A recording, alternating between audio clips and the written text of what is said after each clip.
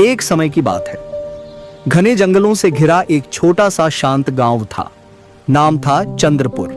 इस गांव में सीधे साधे लोग रहते थे, जिनकी बोलचाल में मिठास और दिलों में सरलता थी। गांव के बस स्टैंड के पास एक बड़ी सी दुकान थी, लालची राम बनिया की। उसका नाम ही उसके स्वभाव की पहचान था। वह बहुत घमंडी और लालची स्वभाव का था।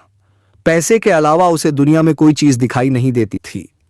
न सेवा का भाव, न दया, न सम्मान, बस हर समय धन कमाने की तिकड़ में। इसी गांव में एक दिन एक साधु बाबा पहुंचे। सादा गेरुआ वस्त्र, शांत चेहरा और चमकती आंखें। वह हाथ में एक छोटी पोटली लिए हर घर दुकान पर आशीर्वाद देते और भिक्षा लेते जा रहे थे। लोग श्रद्धा से उन्हें भोजन, फल, अनाज देते हुए आगे बढ़ा रहे थे। धीरे धीरे चलते हुए साधु बाबा लालची राम की दुकान पर पहुंचे।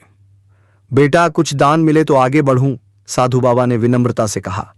लेकिन लालची राम ने घमंडी स्वर में कहा, महाराज, मेरे पास दान देने का टाइम नहीं है, आप आगे बढ़िए। मेरे पास इतना काम है कि फालतू का समय नहीं है। साधु बाबा मुस्कुराए। उन्हें उसके स्वभाव का अंदाजा हो गया था। उन्होंने अपनी पोटली खोली और एक चमकदार पत्थर निकालकर बोले, बेटा, इसे देखो, यह पारस पत्थर है। लोहे को छूते ही सोना बना देता है। तुम्हें 1 महीने के लिए दे रहा हूं। मैं ठीक 30 दिन बाद लौटकर इसे ले जाऊंगा।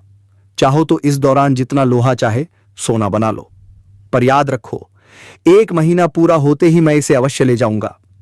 यह सुनते ही लालची राम की आंखें चमक उठीं। दान न देने वाले इंसान ने साधु बाबा की बात पर भरोसा कर लिया, क्योंकि उसे सोने की लालच ने घेर लिया था। उसने पत्थर को झट से ले लिया। साधु बाबा बिना किसी सेवा सत्कार की आशा किए शांत मन से आगे बढ़ गए। रात भर लालची राम सो नहीं पाया। उसकी आंखों में बस सोने की चमक थी। अगर आज लोहा खरीद लूं और पारस से छुआ दूं तो सुबह तक मैं करोड़पति बन जाऊंगा। पर रुको, सुना है लोहा सस्ता होने वाला है। कल और सस्ता हो जाए तो? अगले दिन वह लोहे की दुकान पर पहुंचा। भैया, आज लोहे का क्या रेट है? दुकानदार बोला, आज थोड़ा कम है, कल शायद और कम हो जाए। लालची राम की आंखें फैल गईं। सस्ता मिलेगा तो ज्यादा सोना बनेगा। वह बिना लोहा खरीदे लौट आया। दूसरे दिन फिर गया, फिर वही बात, कल और सस्ता होगा। तीसरे दिन, चौथे दिन, 5वें दिन, हर दिन वही लालची सोच, आज मत खरीदो, कल और सस्ता मिलेगा। इस तरह 15 दिन बीत गए, लेकिन उसने एक भी छड़ लोहा नहीं खरीदा। अब आधा महीना बीत चुका था। साधु बाबा की बात उसे कभी याद आती, कभी वह अनदेखा कर देता। अभी 15 दिन बाकी हैं, बहुत समय है। हर दिन दुकान पर जाकर वही पूछताछ, लोहे का दाम और घटेगा क्या, और हर दिन वापस लौटना। धीरे धीरे 20 दिन, फिर 25 दिन, फिर 29 दिन बीत गए। अंतिम दिन की शाम आने लगी। अब उसके दिल में डर भी था और लालच भी। अरे, अभी तक तो मैंने एक भी लोहा सोना नहीं बनाया, क्या करूं? अचानक उसके सामने वही शांत चेहरा खड़ा था। साधु बाबा वापस आ चुके थे। पारस पत्थर वापस दो बेटा, साधु बाबा ने पूछा। कहो बेटा, कितना सोना बनाया? लालची राम घबरा गया। उसके पैर कांपने लगे। बाबा, अभी तक मैंने एक भी लोहा सोना नहीं बनाया। क्या, पूरे महीने में एक लोहा भी नहीं?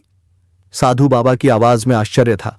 लालची राम बोला, बाबा थोड़ा रुक जाइए, मैं अभी लोहा खोजता हूं, बस 1 मिनट। साधु बाबा बोले, बेटा, तुम्हें 1 महीना का समय मिला था, अब समय पूरा हो गया है। बनिया इधर उधर दौड़ने लगा। मेरी तराजू लकड़ी की, रस्सी की, बटखरे पत्थर के, कहीं भी तो लोहा नहीं है। घर में भागा। अरे, घर की चौखटें लकड़ी की, बर्तन मिट्टी के, मैं कहां से लोहा लाऊं? पूरा घर छान मारा, दुकान पलट दी, लेकिन उसके पास एक टुकड़ा लोहा भी नहीं था। साधु बाबा ने शांत स्वर में कहा, बेटा, जिसे लालच अंधा कर देता है, वह अपना समय भी खो देता है और अवसर भी। अगर तुम पहले ही दिन लोहा खरीद लेते तो आज पूरी दुकान सोने से भरी होती, पर तुम हर दिन और सस्ता की आस में बैठे रहे। लालची राम के सिर पर मानो पहाड़ गिर गया हो। वह रोते हुए बोला, बाबा, एक मौका और दीजिए। साधु बाबा बोले, मौका जीवन भी देता है, समय भी देता है, लेकिन लालची और टालमटोल करने वाले लोग उसे हाथ से फिसलने देते हैं। तुम्हारे भाग्य में सोना नहीं था क्योंकि तुमने अवसर की कीमत नहीं समझी।